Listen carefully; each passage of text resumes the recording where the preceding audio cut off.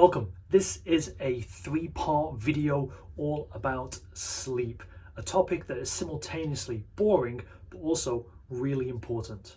This part is all about explaining the ways in which I've modified my environment to encourage a better night's sleep. These 3 videos are also an accumulation of all the things I've learnt over the years.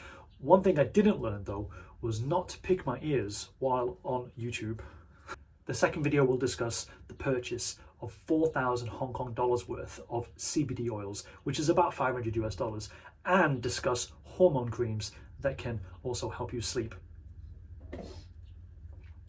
One of those hormone creams is right here as an example, but again, that's for part 2. And the third video is basically a conclusion to everything that I've learned and to tell you what is working and what isn't working.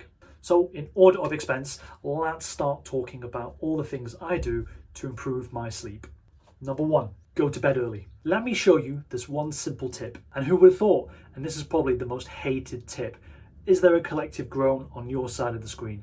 Possibly. But it's important to stress that we need to be mindful of how the modern world is changing our relationship with how we sleep. Number 2, listen to podcasts. There are 3 podcasts mentioned in the show notes. One is the Matthew.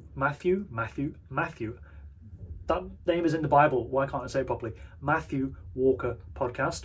One is Found My Fitness, and the other one is Hack My Age. With the Hack My Age and Found My Fitness ones especially, you have to go through the episodes to find out which ones are related to sleep. Those 3 podcasts are providing you with a ton of perspective and resources with which to help you. Number 3, stop using electronic screens 1 hour before bedtime. Tip number 5, stop using electronic screens at least 1 hour before bedtime. Okay, because all of these things contribute to interfering with your sleeping patterns. Doing so allows your brain to calm down. Instead, use that hour more productively. I tend to make kombucha, or I'll make yogurt in the evening, and I'll actually just start to clean the house in little bits here and there so that I'm distracted, or I'm distracting myself away from the nicotine rush that is a digital screen. And if you still have a restless mind, then just play some music. Tip number 4, these are all still free by the way. Use the color modes on your phones. The research is there.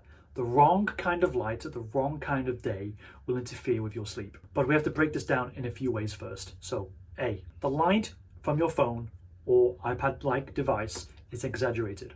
We don't normally see such vivid colors throughout a normal day. This light is basically exciting your brain, disrupting how your body makes melatonin, and you need that hormone to help you sleep. And I'm sure you already know, but Apple phones have a dark mode and a night shift mode with which to alleviate this, but it's still only a sort of crux to get around the issue of not being bombarded with such bright light later in the evening. I still use dark mode and night shift mode for everything that I do as I go into the evening.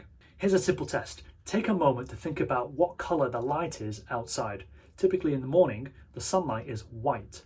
As the sun sets, it's orange. There's a gradual shift, which is what some of these devices are getting smarter at doing in emulating the natural world. But when that sun turns orange, it sends a signal to the brain to make melatonin, but it gets blocked when you have fluorescent lights on that are white in color, or you're holding a phone to your face this close. It just interferes because it's tricking your brain into thinking it's still daylight, so it doesn't make the melatonin. B, in the accessibility settings, especially on an iPhone, I don't know if it's for Android, but I'll have a look for you and put it in the show notes. You can actually change the color of your screen to be a completely bright red screen. Think of an old photographer's wet room, the old dark rooms that, I don't know, these TikTokers don't know anything about. That kind of light or intensity of red light doesn't interfere with the melatonin production in your brain. So you could, as a little hack or crux around this issue, still use the phone at night and it won't interfere with your sleep. I tend to use that for some light texting or if I need to read a book on the phone.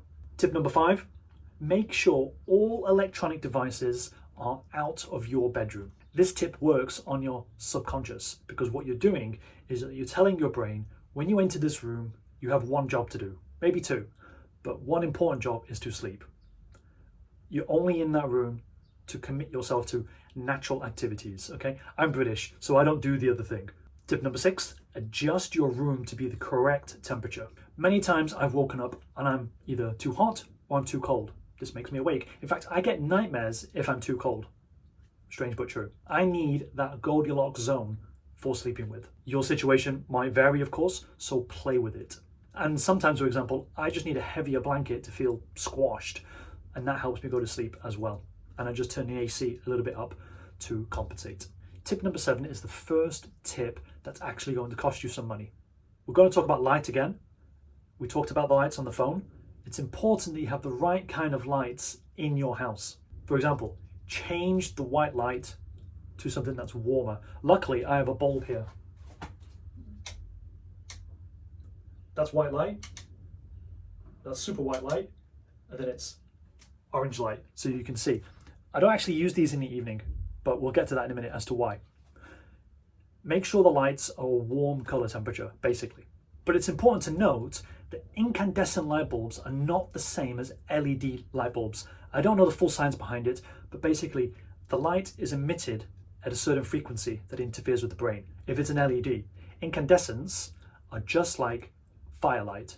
So those two things, the human body hasn't really needed to adapt to, because incandescents are just like fire. We've used fire for millions of years. Now the research is coming out, but it's not mainstream yet. But it basically says that LEDs can have an interfering effect on the way the brain functions. So what does that mean? Well, for me, I get headaches in the evening if I use LED lights. At the moment, it is 9:30 in the morning here. The light outside is really bright, and the fluorescents don't interfere because the two lights are collaborating together, and they're probably almost on the same wavelength in terms of how bright they are, so nothing sticks out for me. But once the sun goes down, I can't use LEDs. And importantly, none of these lights in the evening are above my heads. I switch over to incandescents, and those lights are behind furniture or low on the floor, and I create a dim, sort of welcoming, warm, that's an important word, warm atmosphere, so my brain can calm down. And I know this is kind of strange to say, but because we've evolved over millions of years and fire has been on the floor, it makes sense to put those incandescents also on the floor. If they're high up in the sky or higher up in the room, then our brain thinks it's something to do with the sun.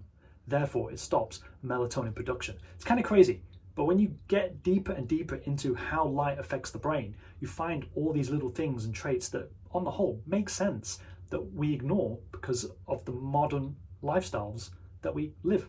Now, if the brain thinks it is daylight, everything I've shared might interfere with that process. You don't make the switch 1 hour before bedtime.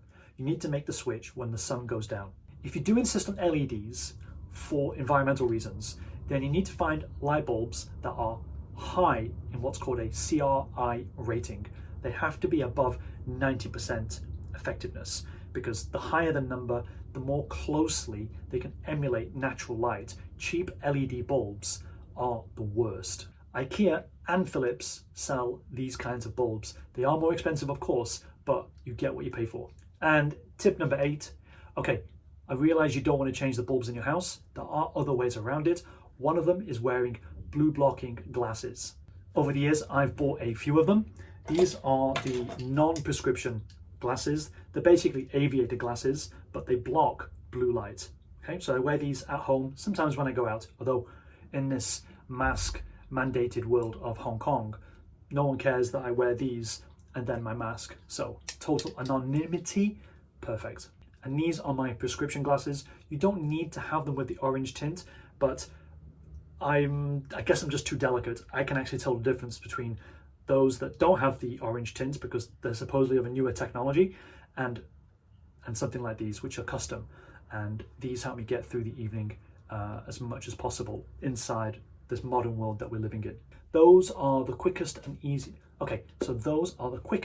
easiest tips that I can share with you, and hopefully you can get a better night's sleep if you practice them. Now, just for clarification, I do everything that I've just suggested. I don't do one or two, I don't nitpick, I do them all to help me sleep. But once you develop the habit, you kind of systematize it, and it just becomes second nature in the end, just like a bad habit, except it's good. I know that can seem overwhelming, but don't forget, I've done this over the years, slowly incremented the things that I've tried to employ to help me get a better night's sleep. And it's very natural, once you try something, you'll systematize it if you really want to do it and you persevere with it, and then it just becomes second nature. So those are the tips. Explore the show notes. They will be quite detailed. And thank you for watching, and I'll see you in part 2 when we talk about the CBD oils and the hormone creams.